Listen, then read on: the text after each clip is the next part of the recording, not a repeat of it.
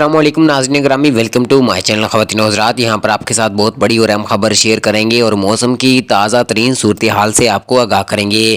ख़वातीन हज़रात, आइंदा 24 घंटों के दौरान पाकिस्तान में कोई बारिश आने का इम्कान है या नहीं है, और अगर बारिश आती है तो किन इलाकों में आएगी, महकमा मौसमियात की रिपोर्ट का क्या कहना है, आइए आज की इस वीडियो में हम आपको बताते हैं। इस वीडियो को आखिर तक लाजमी देखते रहिएगा। वीडियो में आगे बढ़ने से पहले वीडियो को लाइक कर दें। मज़ीद अपडेट देखने और सुनने के लिए हमारे चैनल को भी सब्सक्राइब कर दें। ख़वातीन हज़रात और प्यारे पाकिस्तानियों, आपको बताता चलूँ कि महकमा मौसमियात की ताज़ा तरीन और लेटेस्ट रिपोर्ट का ये कहना है कि आज दिन के वक्त में पाकिस्तान के किसी भी इलाके में बारिश आने का कोई इम्कान नहीं है।